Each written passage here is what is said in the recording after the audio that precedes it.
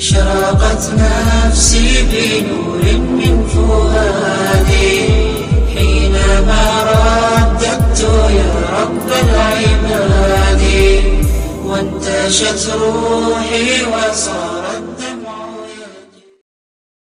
مہمانان مکرم، دینی بھائیوں، عزیزوں، دوستوں اور بزرگوں،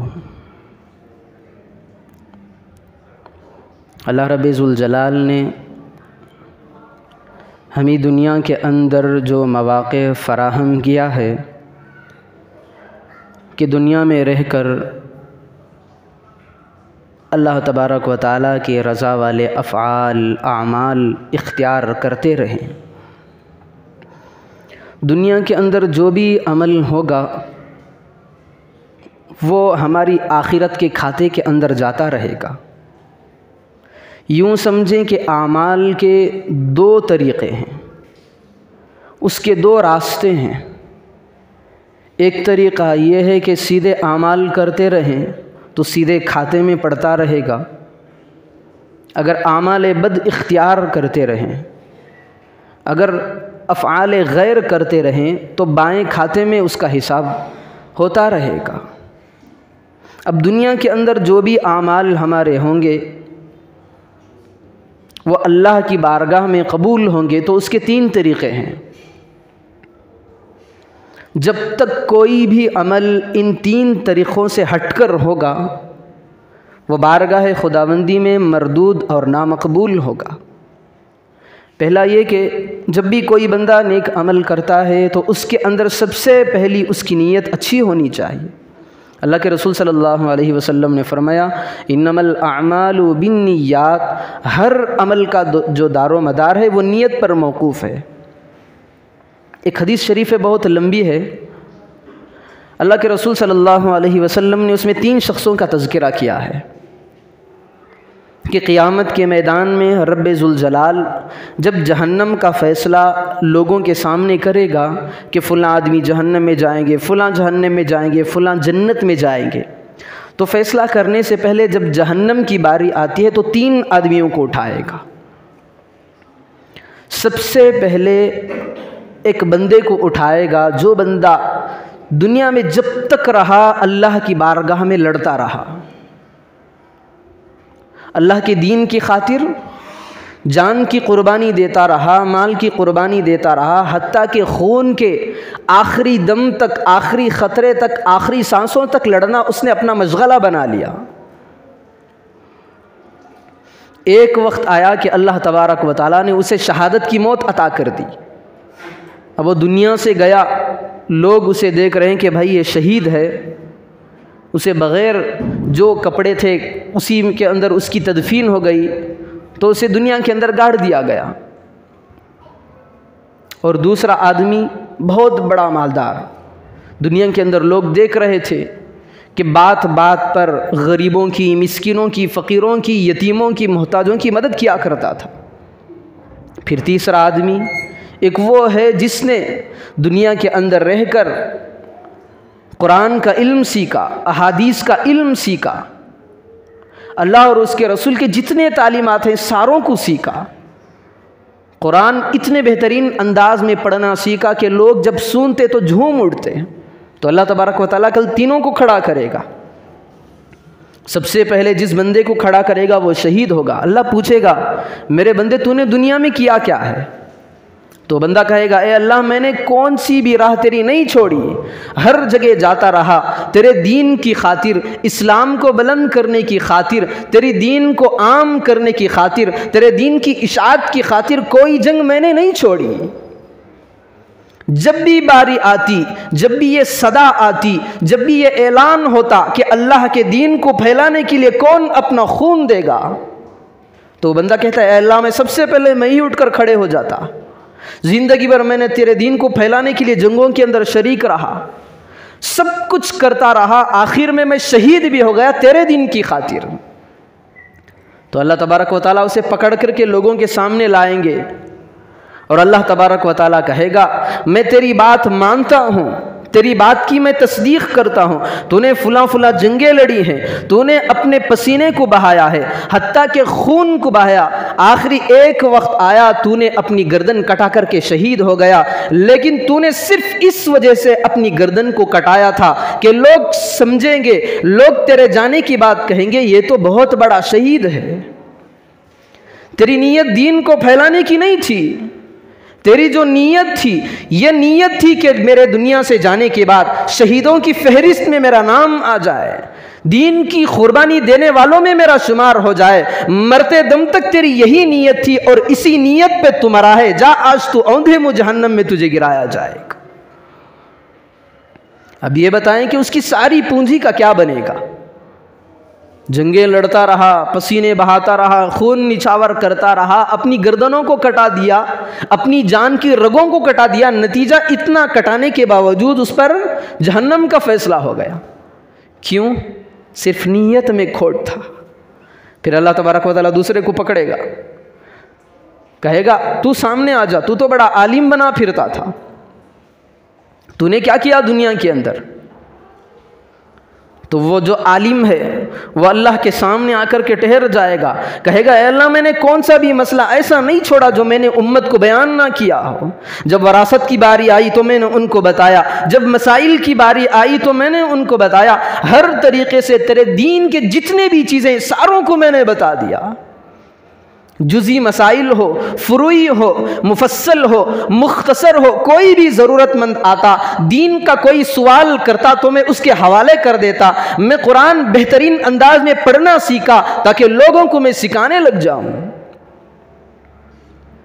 اللہ تبارک و تعالیٰ کہے گا تو نے مسائل کو سمجھایا ہے میں مانتا ہوں، تو نے نماز کے طریقے سکھائے ہیں میں مانتا ہوں، تو نے وراثت کے قسمیں بتائے ہیں میں مانتا ہوں، تو نے بچوں کو مکتب پڑھایا ہے میں مانتا ہوں، تو نے لوگوں کی عقائد پر بہت ساری محنتیں کی ہیں میں مانتا ہوں، لیکن تو سب اس لیے کرتا رہا کہ لوگوں کے دلوں کے اندر تیری واہ واہ ہوتی رہے، لوگ تیرے نام کا ڈنکا بجانے لگ جائیں، تیری نیت ہوتی تھی۔ تو پھر اس کو عالم کو پکڑ کر کے سامنے لایا جائے گا، فرشتوں سے کہا جائے گا کہ جاؤ آج اس کا جو ٹھکانہ ہے وہ جہنم ہے، اوندے منہ اسے بھی گرا دیا جائے گا۔ عام آدمی کی بات نہیں ہے، عالم کی بات ہے، جو قرآن کے علوم کو جانتا ہے، احادیث کی تشریح کو جانتا ہے، قرآن کی تفسیر جانتا ہے، قرآن کے مسائل کو جانتا ہے، ایسے بندے کو جہنم میں ڈھکیل دیا جائے گا۔ آپ کو پتا ہے کہ عالم کا کتنا بڑا مقام ہے؟ کتابوں میں محدثین نے لکھا ہے کہ ایک طرف جو اللہ کے دین کی خاطر دنیا میں لڑتا رہا اور شہادت ہو گئی اس کی، لڑتے لڑتے اللہ کے دین کی خاطر اس بندے کی شہادت ہو گئی، تو اللہ تبارک و تعالیٰ کل قیامت کے دن اس کے خون کو تولے گا۔ اور دوسری طرف جو عامل دنیا میں قرآن کی تعلیم دیتا رہا، امت کو کی صحیح رہنمائی کرتا رہا، ہر موڑ پہ ان کی صحیح رہنمائی اور دستگیری کرتا رہا اور کتابیں لکھتا رہا، اللہ تبارک و تعالیٰ ایک طرف شہید کا خون ایک پلڑے میں رکھیں گے، دوسری طرف عالم کی جو سیاہی ہے، عالم کے جو بول ہیں اس کو ترازو کے اندر رکھیں گے، تو جو عالم کی جو سیاہی ہے، جو عالم کی لکھی ہوئی انک ہے، وہ شہید کے خون سے وزنی ہو جائے گی۔ عالم کا اتنا بڑا مقام ہے، چونکہ سارے علوم کو دنیاوی ہو یا اخروی ہو اپنے دلوں کے اندر سمیٹتا ہے، لوگوں کی صحیح رہنمائی کرتا ہے، تو اللہ تبارک و تعالیٰ عالم کا مقام شہید سے زیادہ عطا کریں گے کل قیامت کے دن۔ ہاں اگر یہی عالم، یہی قرآن پڑھانے والا اگر اس کی نیت کے اندر کھوٹ ہو تو اللہ تبارک و تعالیٰ جہنم کا فیصلہ کر دیں گے۔ پھر تیسرا بندے کو بلائیں گے، ایک تو شہید کو جہنم میں ڈال دیا جائے گا، پھر عالم کو ڈال دیا جائے گا، پھر تیسرے ایک مالدار کو اٹھایا جائے گا، اس سے پوچھے گا اللہ تبارک و تعالیٰ میں نے تجھے دنیا کے اندر مالداری دی تھی، تیرے جوتوں کے نیچے میں نے پیسوں کو رکھا تھا، اتنا بڑا تو مالدار تھا، جب بستر پر سوتا تو پیسوں کی نہلی کے اوپر تو سوتا، بتا اب تیرے مال کو تو نے کیا کیا؟ کتابوں میں لکھا ہے کہ جب اللہ تبارک و تعالیٰ بندے سے حساب لیتا ہے تو کس کی اتنی ہمت ہوگی کہ اللہ کے سامنے کھڑے ہو کر کے حساب دے؟ یہاں تک کہ لکھا ہے اللہ اگر اپنی نعمتیں بندوں سے پوچھنا چاہے گا تو ماں کا جو بچہ پیدا ہوتا ہے ایک گھونٹ ماں کے سینے سے لگا کر کے دودھ پیتا ہے، اس کے ایک قطرے کا اللہ کے سامنے حساب نہیں دے سکے گا۔ اگر اللہ اپنی نعمتوں کی پوچھ تاچھ کرنے لگ جائے تو ماں کی ایک گھونٹ سینے سے لگا ہوا ایک گھونٹ کا قطرہ جب چھوٹا بچہ پیتا ہے تو بڑا ہونے کے بعد اللہ کے سامنے اس کا بھی حساب نہیں دے سکے گا۔ اگر اللہ پکڑ کرنے پہ آ جائے تو اللہ کی کتنی بڑی نعمتیں ہیں، پوچھے بنا ہمارے زندگیوں کو لمبی کر رہا ہے، سانس فری میں دے رہا ہے، کھانا مفت میں کھلا رہا ہے، ہر چیز ہم اپنی عیاشی میں کرتے جا رہے ہیں۔ اگر ان سب کا اگر اللہ پکڑ لیں تو ہم سوچیں کہ اللہ تبارک و تعالیٰ اس کے سامنے کیا کھڑے بھی ہوں گے ہم یا نہیں؟ تو مالدار کو بلائے گا اللہ تبارک و تعالیٰ، بتا اب حساب دینا شروع کر۔ تو مالدار کھڑے گا، اے اللہ میں نے دین کے جتنے بھی شعبے ہیں میں نے کسی شعبے کے اندر کبھی پیچھے نہیں ہٹا، کبھی باری آتی یتیموں کی باری آتی تو میں پیسوں کے ذریعے سے ان کے سروں پہ ہاتھ پھیرتا، غریبوں مسکینوں کی باری آتی تو میں ان کے گھروں کے اندر راشنوں کو تقسیم کروا دیتا، لاک ڈاؤن کی باری آتی تو ان کے گھروں کا اخراجات سارے کے سارے اپنے ذمے لیتا۔ چھوٹے چھوٹے یتیموں، مسکینوں، فقیروں، چھوٹے چھوٹے معصوم بچے جو یتیم بھی ہے جن کی نگرانی کرنے والا کوئی نہیں، میں ان کو پاس پول کر کے ان کو پال پوس کر کے میں نے بڑا کیا، ساری ان کی دین کی خاطر میں نے اپنے پیسوں کو لٹا دیا۔ غریب غریب گھرانے کی بچیاں جو رو رہی تھیں، بلک رہی تھیں، تڑپ رہی تھی، بیاہ کرنے کے لیے ان کے پاس کوئی پیسہ نہیں تھا، میں ان کی بیاہ کرا کے آیا۔ اللہ تبارک و تعالیٰ کہے گا مجھے اس بات کا علم ہے جو تو کہہ رہا ہے، میں جانتا ہوں، میں اس وقت کو بھی جانتا ہوں جب تو ابھی ماں کے پیٹ میں صحیح سے نہیں بنا تھا، میں اتنا جانتا ہوں، پھر بھی تجھے پوچھ رہا ہوں۔ تو پھر اللہ تبارک و تعالیٰ کہے گا جو تو نے کہا تھا یہ سب میں مانتا ہوں، تو نے مسکینوں کی دستگیری کی ہے، تو نے یتیموں کے سر پہ ہاتھ پھیرا ہے، تو نے غریبوں کی مدد کی ہے، لیکن تیری نیت صرف یہی تھی کہ دنیا سے جانے کے بعد لوگ تجھے مالداروں کی فہرست میں شمار کریں، لوگ تجھے کیا کہیں، اتنا بڑا سخی تھا، یہ تو دنیا سے چلا گیا، اس کی یادیں ہماری ابھی دماغوں کے اندر باقی ہیں۔ اس بیس پر، اس نیت پر تو زندگی کے اعمال کرتا رہا، تیری نیت کے اندر کھوٹ ہونے کی وجہ سے، داغ دھبے ہونے کی وجہ سے، سیاہ ترین سوچ ہونے کی وجہ سے تیرا آج ٹھکانہ، تیرا فیصلہ جہنم میں کر دیا جائے گا۔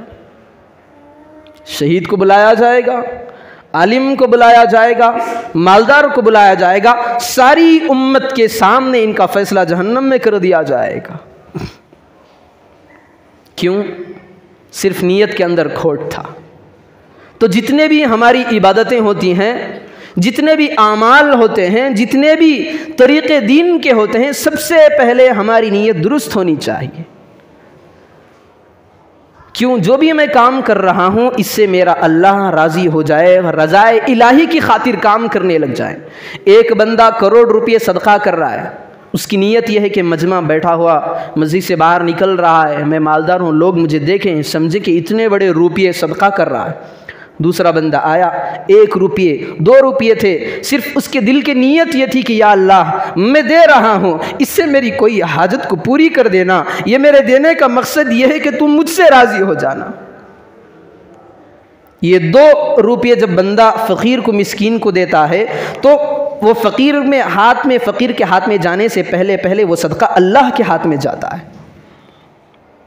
2 روپیے جو صدقے دل سے دیا، سچی نیت سے دیا ہے، وہ 2 روپیے سب سے پہلے فقیر کے ہاتھ میں جانے سے پہلے اللہ کی بارگاہ میں جاتے ہیں، وہاں جا کر کے قبول اور منظور ہونے کے بعد اس کے ہاتھ میں جاتے ہیں۔ اور وہ 1 کروڑ روپے، ایک تو کروڑ روپیوں کا نقصان، پھر دوسرا نیت میں کھوٹ تھا، پھر اس بنا پر جہنم کا فیصلہ کل کیا جائے گا۔ تو ہمارے اعمال درست ہونے کے لیے سب سے پہلی شرط یہ ہے کہ ہماری نیتیں درست ہوں، نیت غیر کی نہ ہو، نیت رضائے الہی کی ہو۔ پھر جو دوسری بات آتی ہے اعمال کے قبول ہونے کی، تو اللہ تبارک و تعالیٰ نے قرآن میں کہا ہے ان کنتم تحبون اللہ فاتبعونی یحببکم اللہ۔ اللہ کے رسول صلی اللہ علیہ وسلم نے فرمایا اپنے بندوں سے کہ بھائی تم اللہ سے محبت کرتے ہو تو سب سے پہلے مجھ سے محبت کرنی پڑے گی۔ صرف اللہ سے محبت کرو تو کامیاب تم نہیں ہوگے۔ جہاں اللہ کا نام آتا ہے وہاں محمد الرسول اللہ کا نام آتا ہے صلی اللہ علیہ وسلم۔ تو اللہ کے رسول صلی اللہ علیہ وسلم نے فرمایا تمہارے اعمال قبول ہونے کے لیے ایک تو شرط یہ ہے کہ رضا الہی ہو، پھر دوسرا یہ کہ مجھ سے محبت ہو، میرے طریقوں کے فالوورز بنو۔ میرے طریقے کو چھوڑ دو گے، لاکھ دین کے اعمال ہوں گے، نیتیں اچھی ہوگی، طریقہ میرا نہیں ہوگا، وہ بھی کام غلط ہے۔ پچھلے جمعے کے اندر کچھ باتیں بتانی تھیں، وقت کا تقاضا بھی تھا، چونکہ وقت ختم ہو گیا تھا تو اس کو بتانا چاہتا ہوں۔ ہمارے زمانے کے اندر لوگ بہت سارے اچھے کام کرتے ہیں۔ یوں سمجھے کہ اب جو ربیع الثانی کا مہینہ چل رہا ہے، اس کے اندر 11ویں ہوتی ہے، 12ویں ہوتی ہے، پتہ نہیں 3 دن ہوتے ہیں، چلے ہوتے ہیں، برسی ہوتی ہیں، بہت سارے ڈھیر کے کام ہوتے ہیں۔ یہ کام جتنے بھی ہیں نیت ان کی کوئی کھوٹ نہیں ہوتی، نیت تو بالکل صحیح ہوتی ہے۔ نیت یہ ہوتی ہے کہ 11ویں کیوں کرتے ہیں کسی کو پتہ نہیں، بس نام کی 11ویں کرتے ہیں۔ نیت جو 11ویں میں مقصد یہ ہوتا ہے بندوں کا، جو پیران پیر عبد القادر جیلانی رحمۃ اللہ علیہ ہیں، وہ 12ویں تاریخ کو ان کے نام سے کرتے ہیں، 11ویں تاریخ کو میرے اور آپ کے آقا جناب محمد رسول اللہ صلی اللہ علیہ وسلم کے نام سے ایصال ثواب کرتے ہیں۔ تو جو 11ویں شریف منایا جاتا ہے، 12ویں شریف منا جاتا ہے، تو نیت تو ان کی بالکل صحیح ہوتی ہے، نیت میں کوئی کھوٹ نہیں۔ قرآن پڑھایا جاتا ہے، ایصال ثواب کیا جاتا ہے، رسول اکرم صلی اللہ علیہ وسلم رسول اللہ کے نام پر ثواب کو پہنچایا جاتا ہے۔ پھر جب 12ویں تاریخ آتی ہے تو پیران پیر عبد القادر جیلانی رحمۃ اللہ علیہ کے روح کی خاطر ایصال ثواب کیا جاتا ہے۔ تو وہی یہ 11ویں اور 12ویں، اور جب کسی کا انتقال ہوتا ہے تو 3 دن منایا جاتا ہے، پھر چلہ منایا جاتا ہے، پھر برسی کی جاتی ہے۔ تو جتنے بھی یہ اعمال ہیں اس میں نیت تو کوئی کھوٹ نہیں ہوتی، نیت تو صحیح ہوتی ہے۔ ہر بندہ یہ سوچتا ہے کہ میری ماں دنیا سے چلی گئی، اب اسے ایصال ثواب کروں گا، تو دن کرتا ہے، پھر چلہ ہوتا ہے تو چلہ کرتا ہے، پھر 1 سال ہوتا ہے تو برسی کے نام پر برسی کر دیتا ہے۔ تو یہاں پر ہمارے عمل کے اندر ایک عمل ہوتا ہے، دوسرا عمل غلط ہو جاتا ہے۔ عمل یہ کیا ہے؟ نیت تو صحیح ہے۔ جو دوسرا طریقہ ہے، یہاں پر ہماری امت مار کھا جاتی ہے۔ جو 11ویں کا طریقہ ہے، 12ویں کا طریقہ ہے، سہ روزہ کا طریقہ ہے، چلے کا طریقہ ہے، برسی کا طریقہ ہے، یہاں پر ہماری امت مار کھا جاتی ہے، کیونکہ ان دنوں میں اللہ کے رسول صلی اللہ علیہ وسلم نے ایسی کوئی چیز نہیں کی۔ ہاں ایصال ثواب کرنا ہی ہے تو 2 دن میں بھی کر سکتے ہیں، چلے کے بجائے 29 دن میں بھی کر سکتے ہیں، 1 سال مکمل ہونے کے بجائے 1 سال سے پہلے بھی کر سکتے ہیں، لیکن ہماری امت نے اس کو دماغوں میں بٹھا لیا ہے کہ 11ویں شریف کرنی ہی کرنی ہے۔ ہم ان سے پوچھیں کہ بھائی جو تمہارا مقصد ہی عبد القادر جیلانی رحمۃ اللہ علیہ کو ایصال ثواب کرنا ہے، 11ویں کیوں کرتے؟ 10ویں کو منا لو۔ تو نہیں کہیں گے 10ویں مجھے کرنی نہیں، 11ویں ہی کرنی ہے۔ تو نیت تو صحیح تھی، طریقہ غلط تھا، تو سارا کا سارا عمل بیکار ہو جائے گا۔ بخاری شریف میں اللہ کے رسول صلی اللہ علیہ وسلم نے جو بتایا میں آپ کو بتا رہا ہوں۔ اللہ کے رسول صلی اللہ علیہ وسلم کی حدیث ہے، لَيَرِدَنَّ عَلَيَّ نَاسٌ مِّنْ أَصْحَابِي عَلَى الْحَوْضِ، جب حوض کوثر کی باری آئے گی، اللہ کے رسول صلی اللہ علیہ وسلم نے لوگوں سے فرمایا میرے صحابہ تم جس طرح دنیا کے اندر رہتے ہو اسی طرح کل قیامت کے اندر میرے جہاں میں رہوں گا وہاں پر تم رہو گے۔ صحابہ نے بڑے رنج کے ساتھ فرمایا اے ہمارے آقا آپ کہاں رہیں گے؟ ہم آپ کو قیامت کی اتنے بڑے میدان میں جہاں پر آدم کی اولاد ہوگی، نوح کی اولاد ہوگی، ابراہیم کی اولاد ہوگی، موسیٰ کی اولاد ہوگی، یوشع کی اولاد ہوگی، یونس کی اولاد ہوگی، عیسیٰ کی بھی اولاد ہوگی، آپ کو تلاش کہاں کریں؟ تو اللہ کے رسول صلی اللہ علیہ وسلم نے فرمایا پریشان ہونے کی کوئی بات نہیں، میں صرف 3 ہی جگہ پر رہوں گا، وہاں پر 3 جگہ میں سے کسی نہ کسی جگہ میں مل جاؤں گا۔ تو اس میں سے ایک چیز اللہ کے رسول صلی اللہ علیہ وسلم نے یہ بتائی کہ میں حوض کوثر پر رہوں گا۔ تو اللہ کے رسول صلی اللہ علیہ وسلم نے فرمایا قیامت کے دن جب میں حوض پر رہوں گا، لَيَرِدَنَّ عَلَيَّ نَاسٌ مِّنْ أَصْحَابِي عَلَى الْحَوْضِ، تو ایک جماعت، ایک بہت بڑی جماعت جن کے چہروں پہ نورانیت ٹپکتی ہوگی، جن کے چہروں پہ روشنی طاری ہوگی۔ اللہ کے رسول صلی اللہ علیہ وسلم نے کہا ہے کہ ساری امتیں جب آدم کی بھی رہیں گی، نوح کی بھی رہیں گی، ساری کھلبلی ہو جائے گی، ساری امتیں جب آپس میں مل جائیں گی تو صحابہ نے پوچھا اے پیارے آقا آپ اپنی امت کو کیسے پہچانو گے؟ تو اللہ کے رسول صلی اللہ علیہ وسلم نے فرمایا کل قیامت کے دن میں جب دور سے کھڑا رہوں گا تو میری امت کے جو چہرے ہیں اور جو میری امت کے ہاتھ ہیں یہ چمکدار روشنی کی طرح روشن ہوتے رہیں گے۔ پوچھا صحابہ نے وہ کیسے یا رسول اللہ؟ تو اللہ کے رسول صلی اللہ علیہ وسلم نے فرمایا کہ جب میری امت نماز کی خاطر وضو کرتے رہے گی تو چہرے کو دھوتی رہے گی، ہاتھوں کو دھوتی رہے گی، تو کل قیامت کے دن میں پہچان لوں گا کہ یہ نمازی ہے، اس کا چہرہ بھی منور ہے، اس کے ہاتھ بھی، اس کی کوہنیاں بھی روشن ہیں، تو میں سمجھ جاؤں گا کہ میری یہ امت ہے، میں ساروں کو اٹھا کر کے اپنے پاس بلا لوں گا۔ تو اللہ کے رسول صلی اللہ علیہ وسلم نے فرمایا ایسے ہی ایک ٹیم، بہت بڑی ٹیم، ایک بہت بڑی جماعت حوض کوثر کے پاس آئے گی جہاں پر اللہ کے رسول صلی اللہ علیہ وسلم اپنے ہاتھوں سے جام کا پیالہ اپنے امتی کو پلاتے رہیں گے۔ وہاں پر بہت بڑی ٹیم آئے گی، جماعت آئے گی جن کے چہرے روشن کی طرح چاند کی رات چاندنی کی طرح چمکتے رہیں گے۔ فوراً فرشتے ان کے پیچھے ہی آ جائیں گے، آ کر کے ان کو دھکا دیں گے۔ اللہ کے رسول صلی اللہ علیہ وسلم پوچھیں گے فرشتوں بات کیا ہے؟ یہ تو میری امتی ہیں، ان کے چہرے چاند کی طرح روشن ہیں، ہاتھ بھی منور ہیں، یہ میرے ماننے والے ہیں۔ تو فرشتے کہیں گے لا تدری ما احدثوا بعدک، اے اللہ کے رسول آپ کو پتہ نہیں ہے یہ آپ کے جانے کے بعد دنیا کے اندر کیا گل کھلائے ہیں، آپ کو معلوم نہیں، یہ آپ کی امتی بنے رہے لیکن جو چیز دین کے اندر نہیں تھی دین کے اندر شامل کرتے رہے، لوگوں کو دھوکہ دیتے رہے، دین کی خاطر ساری چیزوں کو کرتے رہے۔ جیسے ہمارے زمانے میں جو یہ ہو رہا ہے، ایصال ثواب میں فلاں ڈیٹ متعین کی جاتی ہے، میری والدہ انتقال ہو گیا، میں ثواب پہنچا رہا ہوں تو ڈیٹ کا انتظار کروں گا۔ بھئی ڈیٹ کیوں انتظار کروں گا؟ کیا اللہ تبارک و تعالیٰ ڈیٹ کا محتاج ہے؟ کیا اللہ تبارک و تعالیٰ تاریخ کا محتاج ہے؟ کیا اللہ تبارک و تعالیٰ وقت کا محتاج ہے؟ میری ماں کو انتقال ہوئے 40 دن ہو گئے تو میں روزانہ صدقہ کروں گا، روزانہ ایصال ثواب کروں گا، میں 40 دن کی انتظار کیوں کروں گا؟ ایسا سمجھے ہماری امت یہ کہتی ہے کہ میں 3 دن میں ثواب پہنچاؤں گا، پھر میری ماں کو عذاب ہو جائے تو ہو جائے، پھر 40 دن میں پکڑ کروں گا۔ بھئی دین کے کاموں کے اندر سمجھداری سے کام لینا چاہیے، علماء سے مسائل کو پوچھنا چاہیے۔ پھر 40 دن میں کر لیے جو ایصال ثواب کرنا تھا چلا کر لیے، پھر ایصال ثواب غائب، پھر برسی یاد آتی ہے، تب تک خبر میں میری ماں کے ساتھ کیا ہوتا رہے گا؟ کبھی ہم نے اس بارے میں سوچا ہے کہ میں 3 دن منا رہا ہوں، چلا منا رہا ہوں، برسی منا رہا ہوں، ان کے درمیان میں جو خبر کی اندھیری کوٹری کے اندر جہاں پر میرا باپ نہ میری ماں کے ساتھ شرکت کر سکتا ہے، نہ اولاد ماں کے ساتھ جا سکتی ہے، اور نہ میری ماں کے بہن نہ بھائی میری ماں کے ساتھ خبر کے اندر جا سکتے ہیں، ان کے اندر صرف ہوں گے تو سانپ اور بچھو ہوں گے۔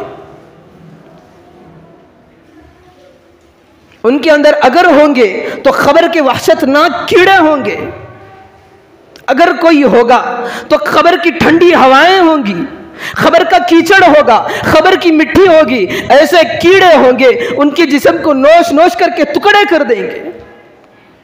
وہاں پر ہماری ماں کے ٹکڑے ہو رہے ہیں، ہماری ماں کی بہنوں کی لاشوں کو کیڑے کھا رہے ہیں، اور میاں 3 دن میں ان کا فاتحہ دلانے پر بیٹھے ہیں، 40 دن پہ ان کا مرثیہ پڑھنے کے لیے تیار، برسی کے انتظار میں بیٹھے۔ بھائی برسی سے پہلے تو قبر کے احوال جا کر کے پوچھے۔ حضرت عیسیٰ علیہ السلام کے زمانے کے اندر چونکہ اللہ کے رسول صلی اللہ علیہ وسلم نے فرمایا حضرت عیسیٰ علیہ السلام کو پاور اللہ نے بہت دی تھی، خود اللہ قرآن میں کہتا ہے حضرت موسیٰ علیہ السلام کو اتنی طاقت دی تھی کہ اللہ تبارک و تعالیٰ کے حکم سے وہ مردوں کو زندہ کر دیتے۔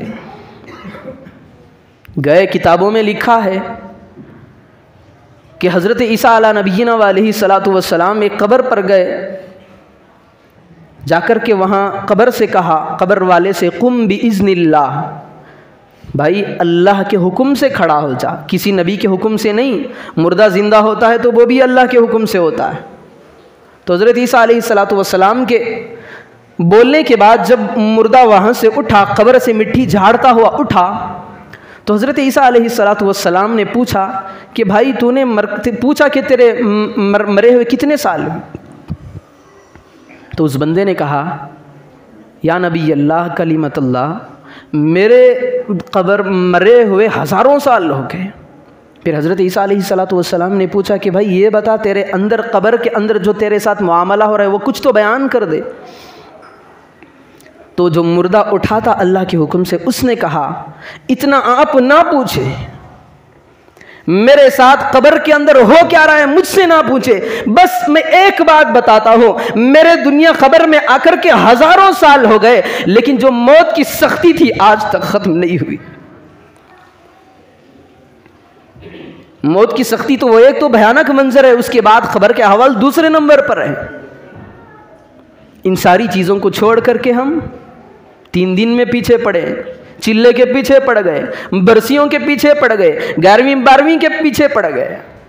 اگر کسی بزرگ کا ایصال ثواب کرنا ہے تو ربیع الثانی کا جو یہ مہینہ اس میں کر دیں، کیا حرج ہے، لیکن متعین ڈیٹ پر کہ فلاں تاریخ ہی کو کرنا ہے کہ دین کے اندر یہ نئی چیز شامل کرنا ہے، کیونکہ اسے شریعت اسے کہتی ہے کہ بدعت ہے۔ بدعت کسے کہتے ہیں؟ اللہ کے رسول صلی اللہ علیہ وسلم نے جسے نہ کیا ہو، جسے صحابہ نے نہ کیا ہو، جسے تابعین نے نہ کیا ہو، دین میں اس کا کوئی حصہ اور جگہ ہی نہیں ہے۔ آج ہماری امت اس کو دین بنا کر کے بیٹھ گئی ہے۔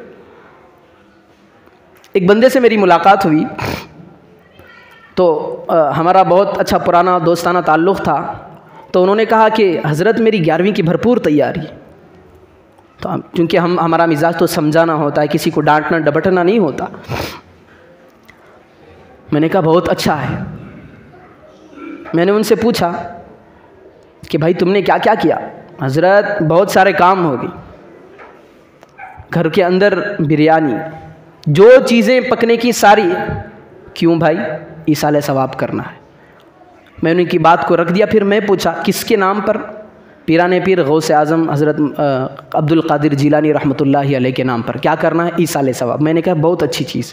پھر میں نے ان سے پوچھا کہ بھائی جیلانی رحمۃ اللہ، عبد القادر جیلانی رحمۃ اللہ علیہ، جسے ہم جن کی ذات کو غوث اعظم غوث پاک کہتے ہیں، ان کا آپ نے کوئی طریقہ لیا ہے؟ نہیں حضرت، یہ کر رہی نا بس ہے، اس میں ہماری کامیابی ہو جاتی۔ بھائی ذرا عقل سے سوچنے کی بات ہے، اگر ہم اس کے پیچھے لگ جائیں تو ہمارے اعمال کا کیا ہوگا؟ نماز کی پوچھ گچھ نہیں ہوگی، روزوں کی پوچھ گچھ نہیں ہوگی، قرآن برسوں برسوں گھروں کے اندر مٹی کھا کر کے ویران ہو گیا، جسے دیمکیں لگ چکی ہیں، ہم ان کے پیچھے پڑیں اس کو چھوڑ کر کے۔ گویا کہ ایسا سمجھیں کہ ہم فرض کو چھوڑ کر کے نوافل پر پکڑ گئے ہیں۔ ہمارے بچپنوں کے اندر ایک واقعہ ہم نے کسی سے سنا تھا کہ ایک صاحب تھے جو دیندار تھے۔ دیندار مطلب پرانے زمانے کے اندر اگر کوئی آدمی جبہ بھی پہنتا تو وہ بھی دیندار ہو جاتا۔ ان کی عادت تھی پگڑی پہننے کی۔ ایک مرتبہ کا قصہ یوں ہوا، پگڑی تو ان کے پاس تھی نہیں پہننے کے لیے، ایک کرتا پہنے تھے، پھر پاجامہ جو لنگی ہوتی ہے وہ پہنے ہوئے تھے۔ اب لوگوں کے سامنے، عورتوں کے سامنے آئے تو عورتوں نے کہا حضرت دیکھے رہتی حضرت کو، حضرت کا رومال بھی غائب، پگڑی بھی غائب۔ اب جو یہ شیخ تھے، ایک تو پہنے تھے کرتا جبہ، دوسرا تو جو پہنے تھے وہ تو لنگی تھی۔ انہوں نے رومال اپنے چہرے کو چھپانے کے لیے لنگی کو اٹھا کر کے چہرے پہ ڈال لیا۔ بھئی ایک جو فرض تھا اس کو چھوڑ کر کے نفل پر پڑ گئے۔ نتیجہ کیا نکلا؟ نتیجہ جو نکلا آپ جانتے ہیں۔ اگر کوئی آدمی لنگی کو اٹھا کر کے منہ پہ ڈالتا ہے تو اس کا حشر کیا ہونا ہے عورتوں کے سامنے۔ تو ٹھیک بالکل اسی طرح ہمارے اعمال بھی ایسے ہو رہے ہیں، فرض کو لات مار کے ہم نفلوں میں پڑھ رہے ہیں، قرآن پاک کی تعلیم کو چھوڑ کر کے ہم غیر ضروری کام میں پڑ گئے، نام اس کا دین کا نام دے رہے ہیں۔ بھائی اگر کوئی ان کاموں میں پڑھ رہے ہیں تو میں کسی کو غلط نہیں کر رہا ہوں، کیونکہ میں نے پہلے بتا دیا ہے کہ بندوں کی نیت تو ٹھیک ہوتی ہے۔ ایصال ثواب بزرگوں کو کر رہے ہیں ٹھیک ہے، ماں کو کر رہے ہیں ٹھیک ہے، لیکن جو یہ ڈیٹ ہے، ہم نے ڈیٹ دماغوں میں بٹھا لیا کہ 3 دن کریں گے تو میری ماں کو ثواب پہنچے گا، نہیں تو نہیں، یہ بات غلط ہے۔ 40 دن کریں گے، چلا منائیں گے تو میری ماں کو وہاں پر ٹھنڈی ہوگی، یہ بھی غلط ہے۔ آپ 40 دن کے بجائے 20 دن میں کر لیں، آپ کو کوئی پوچھے گا؟ اللہ تو اور زیادہ اس کی مغفرت کرے گا، اس کی ماں کی مغفرت کرے گا۔ میرا باپ دنیا سے چلا جائے گا، میں برسی کا انتظار کروں؟ تو اللہ کسی ڈیٹ کا محتاج نہیں ہے، اللہ کسی تاریخ کا محتاج نہیں، کسی وقت کا بھی محتاج نہیں ہے۔ قبر کے اندر آدمی کو اگر یہاں پر جتنا مجمع بیٹھا ہے، میں دل پہ ہاتھ رکھ کر کے کہہ رہا ہوں، اگر کسی کی ماں چلی گئی ہے، کسی کا باپ گیا ہے، کسی کا بھائی چلا گیا ہے دنیا کے اندر سے، تو خدا کی قسم اتنے قبر کے اندر وہ تڑپ رہے ہوں گے، ہمیں اور آپ کو اس کا احساس نہیں ہے۔ اگر ان کے اندر قبر کے اندر موت بھی آ جاتی تو وہ یہ تمنا کریں گے، اے اللہ مجھے یہ عذاب برداشت نہیں اور مجھے موت دے دے۔ قبر کے اندر روح ان کی تڑپتی ہوگی، ایک ایک سبحان اللہ کے محتاج بن جائیں گے۔ ایک اللہ والے تھے، کسی قبر پر گزرے، قرآن احادیث کے اندر بھی ملتا ہے کہ جب مردے کو دفن کر دیا جاتا ہے تو ان کی روح قبر کے پاس آ کر کے بیٹھ جاتی ہیں اوپری حصے میں، یہ دیکھتی ہیں کہ کوئی ہے میرا گھرانے والا، میرا خاندان والا، ایک سبحان اللہ کا ہدیہ میرے پاس لے کر کے بھیج دے، ایک سبحان اللہ۔ اسی طرح ایک بزرگ تھے، وہ قبرستان جا رہے تھے، جانے کے بعد وہاں پر ایک بندہ قبر پر بیٹھا ہوا تھا، اس سے پوچھا کہ بھائی کیا ماجرا ہے؟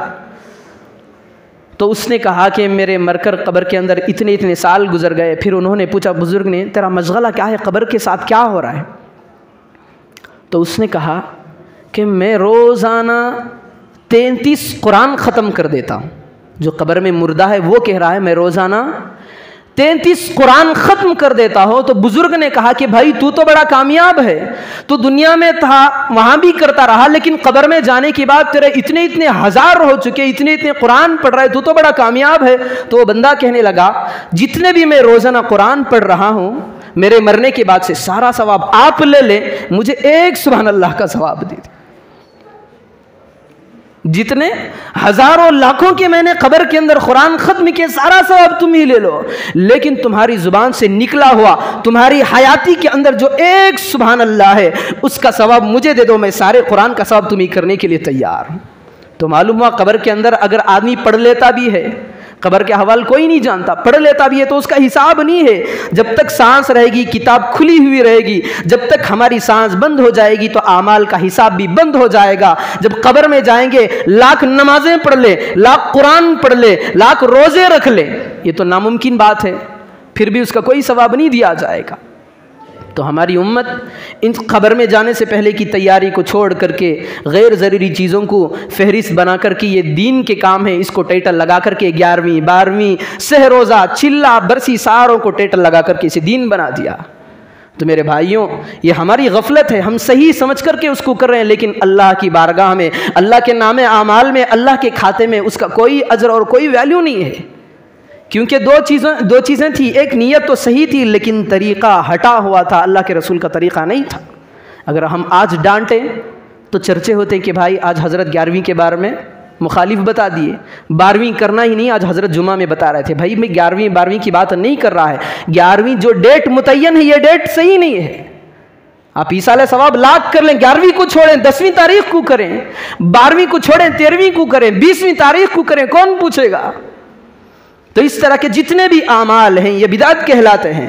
ایک حدیث میں اللہ کے رسول صلی اللہ علیہ وسلم نے فرمایا لا يقبل اللہ لصاحب بدعہ صوما ولا صلاۃ ولا زکاۃ، جو بدعتی آدمی ہے اللہ نہ اس کے فرائض کو قبول کرے گا، نہ نوافل کو قبول کرے گا، نہ صدقے کو قبول کرے گا اور نہ زکوٰۃ کو قبول کرے گا۔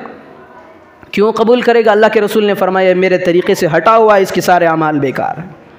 تو ایک ہی چیز ہے، جب بھی کوئی بندہ اعمال کرے گا تو اس کی نیت، اس کا ارادہ یہ ہونا چاہیے کہ میرے اس عمل سے میرا اللہ راضی ہو جائے، دنیا والے راضی ہو جائے یا ناراض ہو جائے، مجھ پر برس پڑے، اس سے کوئی لینا دینا نہیں ہے۔ میں 1 روپیہ صدقہ کروں، بس میرا اللہ مجھ سے خوش ہو جائے تو میرا بیڑا پار ہے۔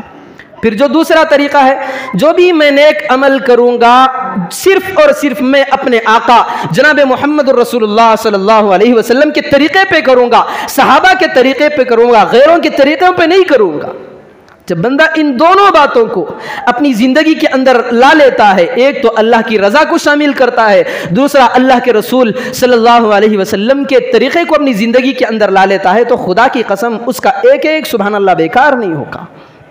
تو بس بات اتنی سی ہے کہ جب تک ہم دنیا میں رہیں یہ ارادہ کریں کہ اللہ تبارک و تعالی ہمارے نیتوں کی درستگی فرمائے، اور جتنے بھی ہمارے اعمال ہیں ان اعمال کو اللہ کے رسول جس طرح کرتے رہے، صحابہ جس طرح کرتے رہے، ہمارے اعمال کو ان کے اعمال کے مطابق ہماری زندگیوں کے اندر کرنا نصیب فرمائے۔ دعا فرمائے کہ جتنی کہی ہوئی باتیں ہیں، سنی ہوئی باتیں ہیں، اللہ تبارک و تعالی ان تمام پر ہمارا عمل نصیب فرمائے۔ آمین۔ وآخر دعوانا ان الحمد للہ رب العالمین۔